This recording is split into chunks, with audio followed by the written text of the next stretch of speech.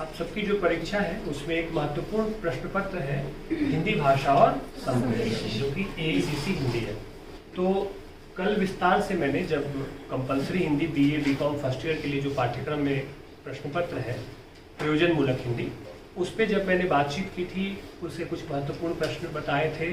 पिछले साल का प्रश्न पत्र का एक मॉडल भी आपके सामने रखा था, प्रश्न का उत्तर कैसे लिखें यह भी बताया था, परीक्षा की पद्धति क्या होगी, एग्जाम पैटर्न क्या होगा वह भी बताया था। आज की क्लास में मैं हिंदी भाषा और संप्रेषण का जो पिछले साल का प्रश्न पत्र है उसको आप सबके सामने रखूंगा, और परीक्षा का पैटर्न मैं मोटे तौर पे कल जो बता चुका हूँ वो वैसा ही है, फिर भी थोड़ा सा संक्षेप में आपको मैं बता दूंगा। कुल 4 यूनिट है आपके पूरे पाठ्यक्रम में, है ना। प्रश्न चारों यूनिट से आएंगे, कुल 70 अंक की आपकी परीक्षा होगी। प्रश्नों की संख्या होगी 5। पहला प्रश्न जो होगा वह 14 अंकों का वस्तुनिष्ठ प्रश्न होगा, जिसमें प्रत्येक के 3 विकल्प होंगे, उसमें से किसी एक सही विकल्प का आपको चुनाव करना होगा, ठीक है। उसके बाद प्रश्न संख्या 2, 3, 4 और 5, ठीक है। ये सारे 14 अंक के होंगे, ठीक है। लेकिन इन प्रत्येक प्रश्नों में 2 प्रश्न होंगे, यानी कि 7 अंक के 2 प्रश्न। आई बात समझ में? 7 + 7, 7 + 7, 7 + 7। और जैसे मान लीजिए प्रश्न संख्या क है और ख है, तो इसमें 2 विकल्प होगा, 2 में से कोई एक प्रश्न का उत्तर लिखना होगा। इसमें भी 2 विकल्प होगा, 2 में से किसी एक प्रश्न का उत्तर आपको लिखना होगा। यानी कहने का मतलब है प्रश्न संख्या 2 जो होगा उसमें कुल प्रश्न होंगे 4, लिखना होगा आपको 2। समझ में आ गई बात? तो ये कुल हो गए 4 प्रश्न दीर्घ उत्तरीय, और एक प्रश्न जो होगा पहला प्रश्न जिसमें 14 वस्तुनिष्ठ होंगे वह होगा मल्टीपल चॉइस वस्तुनिष्ठ प्रश्न। इस तरह से कुल अंक हो गए 70। आगे बात समझ में? अब आपको मैं पिछले साल का प्रश्न पत्र बताता हूँ, पैटर्न समझ में आ जाएगा आपको, फिर कुछ महत्वपूर्ण टॉपिक बता दूंगा। आज शुरू करें, कोशिश करिए कि आप प्रश्नों का उत्तर दें, ठीक है। पहला प्रश्न है, भाषा शब्द की उत्पत्ति संस्कृत की किस धातु से हुई है? अरे वाह, बिना विकल्प बताए ही आप लोग बता देते हैं। इस तरह की विभूतियां बहुत अच्छा लगता है। दूसरा प्रश्न जरा यह भी बताएं, भारतीय आर्य भाषाओं के विकास काल को बांटा जा सकता है 3 भागों में, 4 भागों में, 2 भागों में? 3 भागों में। वाह, सही उत्तर, जोरदार तालियां हो जाए एक बार। कौन बनेगा करोड़पति? ऐसा एहसास तो नहीं आ रहा है आप लोग? 3 भाग होते हैं, प्राचीन भारतीय आर्य भाषा, मध्यकालीन भारतीय आर्य भाषा और आधुनिक भारतीय आर्य भाषा। सही उत्तर है। हिंदी भाषा में विशेषण के कितने भेद होते हैं? पहला विकल्प है 2, दूसरा विकल्प है 4 और तीसरा विकल्प है 3। और आपको याद होगा मैंने विशेषण पढ़ाया आपको। वाह, बिल्कुल सही उत्तर 4, ठीक है। कुछ लोग सही उत्तर दे रहे हैं और जैसे ही लग रहा है कि मेरी प्रतिक्रिया से कि सही है तो बाकी लोग इस सुर में सुर मिलाते हैं। बहुत अच्छा, 4 होते हैं, ठीक है। सार्वनामिक विशेषण, संख्यावाचक विशेषण, गुणवाचक विशेषण और परिणाम, ठीक है। ये बढ़े प्रश्न संख्या 4, और ये प्रश्न रहा कितने हजार का? 7,000 का? 50,000 का? नहीं, अभी तो 50,000 तक जाने, थोड़ा कम करिए। चलिए, प्रश्न क्या 4 है, स्वरों की संख्या कितनी होती है? 33, 14 और 11। वाह, बिल्कुल सही जवाब है और आपको मिलते हैं 5,000। अगला प्रश्न, हिंदी भाषा किस लिपि में लिखी जाती है? आप तो विकल्प देने का मौका ही नहीं दे रहे हैं। बहुत अच्छा, बिल्कुल सही जवाब है। 3 विकल्प थे, ब्राह्मी, खरोष्ठी और देवनागरी। आपने सही विकल्प का चुनाव किया, देवनागरी। प्रश्न संख्या 6, निम्नलिखित में दीर्घ स्वर कौन से हैं? कुछ स्वर वर्ण दिए गए हैं और आपको पहचानना है उसमें से दीर्घ कौन है। विकल्प में बता रहा हूं। पहले में ऑप्शन क में 3 वर्ण है, अ, ई, उ। दूसरे में है ई, आ, औ, और तीसरे में है ई, अ, ओ। दूसरा विकल्प ई, आ, औ, क्योंकि इनके उच्चारण में समय अधिक लगता है, ये दीर्घ स्वर है। बिल्कुल सही जवाब। अगला है, निम्नलिखित में विसर्ग ध्वनि है। विसर्ग ध्वनि चुनना है, 3 विकल्प है, लिख देता हूं।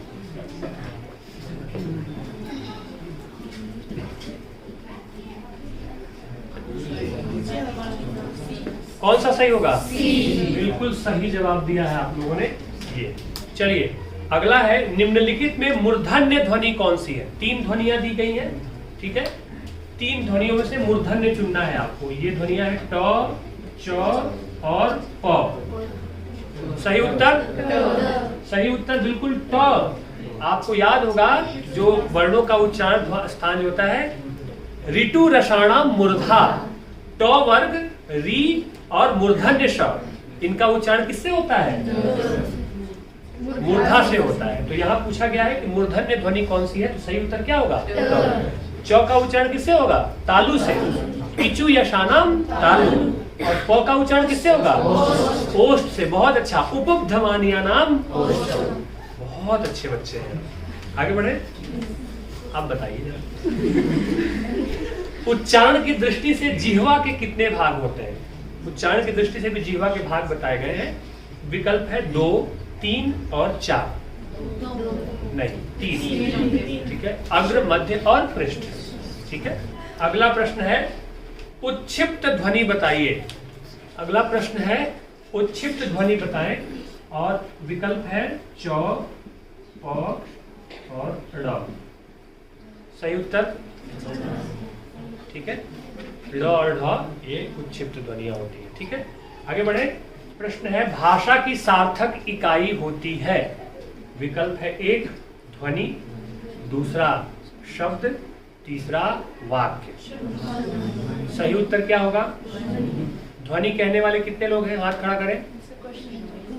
भाषा की सार्थक इकाई, सार्थक इकाई क्या है? विकल्प है ध्वनि, शब्द और वाक्य। वाक्य, वाक्य कैसे बनता है? शब्दों के समूह। शब्द कैसे बनते हैं? वर्णों या ध्वनियों के सार्थक मेल से। तो सही विकल्प क्या होगा? ध्वनि वाले कितने हैं? शब्द वाले कितने हैं? फिर वे लोग कौन है? ना इधर है ना उधर। भाषा की सार्थक इकाई होता है शब्द, ठीक है। क्योंकि जो सार्थक शब्द होता है उसमें सार्थक ध्वनियां भी शामिल होती है। सिर्फ ध्वनि कह देंगे तो ध्वनि, कुछ भी ध्वनि आप निकाल रहे, ठीक है, तो वह भाषा की इकाई नहीं मानी जाएगी। तो शब्द को भाषा की इकाई माना जाता है, ठीक है। अगला प्रश्न है मनुष्य द्वारा कम प्रयत्न कर, मतलब कम कोशिश में अपना काम पूर्ण कर लेना क्या कहलाता है? 3 विकल्प है चतुराई, कुशाग्र बुद्धि और प्रयत्न लाघव। कुशाग्र बुद्धि तो वह होता है ना जिसकी बुद्धि कुशाग्र हो, तेज हो। यहाँ प्रश्न है कि कम प्रयास में, कम प्रयास करे और काम पूरा कर ले। प्रयत्न लाघव, लाघव मतलब होता है लघुता और प्रयत्न मतलब कोशिश। सवाल में ही उत्तर था, आपने ध्यान दिया होता तो यही उत्तर था। प्रयत्न करते ना किसी काम के लिए, तो यह है प्रयत्न लाघव, कम प्रयास में काम कर लेना, इसे प्रयत्न लाघव कहते हैं। आगे बढ़े। रमणीय अर्थ का प्रतिपादन करने वाले शब्दों को क्या कहते हैं? निबंध, गद्य और काव्य या कविता। रमणीय अर्थ, जो सुंदर अर्थ का भावबोध प्रस्तुत करे वह क्या होगा? गद्य होगा, निबंध होगा या काव्य होगा? काव्य होगा। रसगंगाधर में पंडित जगन्नाथ की एक बहुत महत्वपूर्ण उक्ति है कि रमणीयार्थ प्रतिपादकम शब्दम, रमणीय अर्थ का प्रतिपादन करने वाले शब्दों को हम क्या कहते हैं? काव्य कहते हैं। एक वाक्य है, कहा है कि राम ने पुस्तक खरीद ली होगी। सुन लिया आपने वाक्य? राम ने पुस्तक खरीद ली होगी, यह वाक्य है क्या? विस्मयाधिबोधक, प्रश्नवाचक, संदेहवाचक। बिल्कुल सही, क्योंकि स्पष्ट नहीं है कि पुस्तक निश्चित रूप से खरीदी होगी। आगे बढ़े। पत्र लेखन का गुण है, 3 गुणों में से कोई एक गुण है जो पत्र लेखन का आपको बताना है। पहला आलंकारिक भाषा, पर्यायवाची शब्द और तीसरा सरलता व स्पष्टता। वाह, ऐसा लग रहा है कि महान विद्वानों के बीच आ गया हूं मैं। अच्छा लग रहा है सच में, आपका रिस्पॉन्स बहुत अच्छा लगा, बहुत बढ़िया। तो ये कुल 14 प्रश्न हो गए वस्तुनिष्ठ, ठीक है।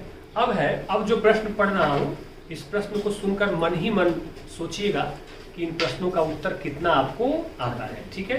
प्रश्न संख्या 2 का क, मैंने कहा था कि 2 भाग होंगे, तो 2 के क में पहला प्रश्न है भाषा के विभिन्न रूपों का परिचय दीजिए। भाषा के विभिन्न रूपों का आपको परिचय देना है। मैंने आपको बताया है कौन कौन से रूप, राजभाषा, राष्ट्रभाषा, संपर्क भाषा, बोली क्या है, मानक भाषा, इन्हीं सब का परिचय आपको देना है कि राजभाषा क्या है, राष्ट्रभाषा क्या है, संपर्क भाषा क्या है, मानक भाषा क्या है, कूट भाषा क्या है। 4-5 प्रकार के जो मुख्य रूप है भाषा के, उसका परिचय आपको देना है। ठीक है। फिर है अथवा में, उसके विकल्प में है भाषा के विकास अथवा परिवर्तन में कौन कौन से बाह्य कारक उत्तरदायी हैं। कि भाषा जो परिवर्तित होती है, भाषा में जो बदलाव आता है, आपको मालूम है कि भाषा निरंतर गतिशील है, तो उस बदलाव के लिए बाहरी कारक कौन कौन से जिम्मेदार होते हैं, उन कारकों का आपको वर्णन करना है। ठीक है। तो इन दो में से कोई एक प्रश्न आपको लिखना है। ठीक है। प्रश्न संख्या ख, हिंदी भाषा की विभिन्न विशेषताओं का वर्णन कीजिए। आप इसमें हिंदी भाषा की विभिन्न विशेषताओं का वर्णन कर सकते हैं। जैसे कि देवनागरी लिपि की विशेषताएं है ना, तो देवनागरी लिपि में ही तो हिंदी भाषा लिखी जाती है, तो आप वहां से भी दिमाग लगा के कुछ तथ्य ले सकते हैं और हिंदी भाषा की विशेषताओं का वर्णन कर सकते हैं। ठीक है। और दूसरा है अथवा विभक्ति किसे कहते हैं, विभक्ति चिन्हों का परिचय दीजिए। ये विभक्ति चिन्ह है, कर्ता ने, तो कारक के जो चिन्ह होते हैं उन्हें तो विभक्ति चिन्ह या परसर्ग कहते हैं। तो आपको बताना है और फिर उसका चिन्ह का परिचय आपको देना है। ठीक है। प्रश्न संख्या जो दूसरा है इसका ग, हिंदी शब्द की व्युत्पत्ति बताते हुए हिंदी भाषा के उद्भव को स्पष्ट कीजिए। हिंदी भाषा के उद्भव और विकास पे आपको बात करनी थी। अथवा भाषा और बोली में क्या अंतर है, स्पष्ट कीजिए। भाषा और बोली में क्या अंतर है, ये आपको बताना था कि भाषा की सीमा क्या होती है, बोली की सीमा क्या होती है। ठीक है ना, दोनों के गुण क्या क्या होते हैं, ये आपको बताना है। उसके बाद जो अगला प्रश्न है वह है कि स्वर किसे कहते हैं, हिंदी भाषा में प्रयुक्त स्वरों के भेद लिखिए। स्वर वर्ण किसे कहते हैं। ठीक है। स्वरों के भेद कौन कौन से, ह्रस्व, दीर्घ, ठीक है ना, और क्या है, संयुक्त, तो वो बताना था, उनकी संख्या बताई थी। अथवा हिंदी स्वरों के वर्गीकरण के विभिन्न आधारों का वर्णन कीजिए। हिंदी के जो स्वर हैं उनका जो वर्गीकरण हुआ उसके कौन कौन से आधार है, किन आधारों पर उसका वर्गीकरण हुआ है। ठीक है। अगला प्रश्न था बलाघात किसे कहते हैं, उदाहरण देकर स्पष्ट कीजिए।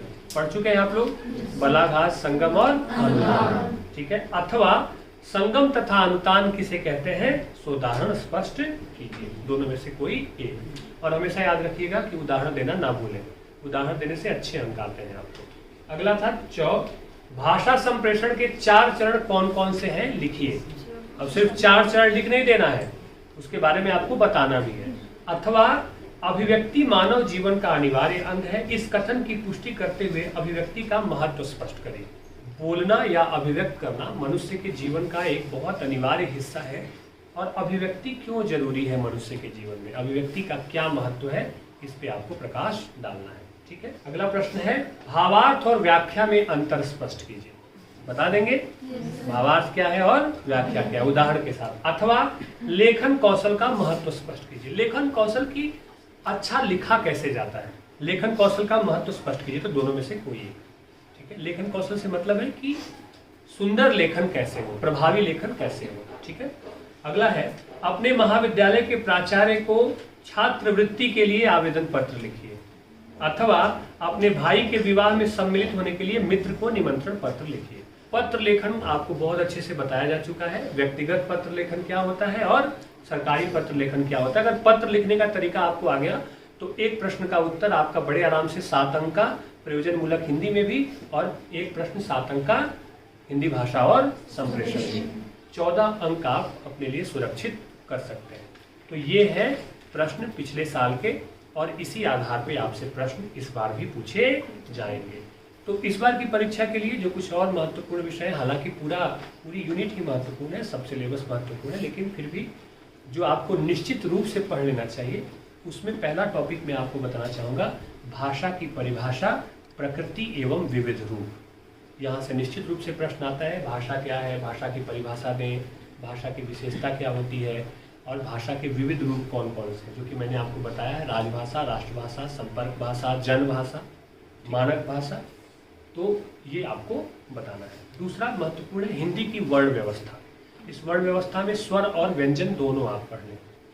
निश्चित रूप से इस बार व्यंजन भी बहुत महत्वपूर्ण हो सकता है, क्योंकि व्यंजन के प्रकार कौन कौन से हैं, रूप कौन कौन से हैं, स्पर्श, अंतस्थ, पढ़ा ना साहब, ठीक है, वो सारी चीजें, ठीक है। इसके बाद स्वर वर्ण के प्रकार, यह जरूर आता है, पूछता है, पर ऑब्जेक्टिव में भी आ जाता है और लॉन्ग उत्तर में भी आता है, ठीक है। वर्णों का उच्चारण स्थान आपको हमेशा जब भी आएगा तो वस्तुनिष्ठ प्रश्न में भी आएगा, मतलब किसी वर्ण का उच्चारण स्थान आपसे पूछ दिया जाएगा या उच्चारण स्थान दे दिया जाएगा और पूछा है कि निम्नलिखित में से किन वर्णों का उच्चारण यहाँ से होता है, ठीक है। बलाघात, संगम और अनुतान अवश्य पढ़ लें, ठीक है, ये परीक्षा में आता ही है। और दो चीजें और पढ़ लें, भाषा संप्रेषण के चरण और भावार्थ व्याख्या और आशय लेखन, ये दो टॉपिक यूनिट 4 से, भाषा संप्रेषण के विविध चरण, भावार्थ व्याख्या और आशय लेखन, ये आप निश्चित रूप से पढ़ लें।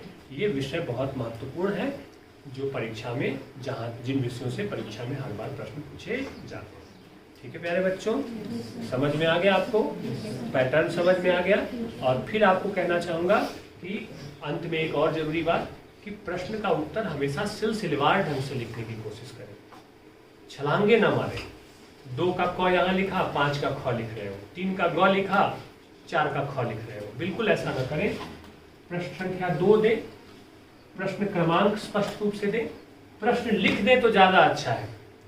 शीर्षक के साथ प्रश्न लिख दें और फिर उत्तर लिखें, शीर्षक के साथ प्रश्न लिख दें और फिर उत्तर लिखें, और सिलसिलेवार ढंग से जितना आप प्रश्न का उत्तर लिखेंगे आपको अच्छे अंक मिलेंगे, आपको फायदा होगा, ठीक है प्यारे बच्चों। तो परीक्षा के लिए आप सबको बहुत सारी शुभकामनाएं।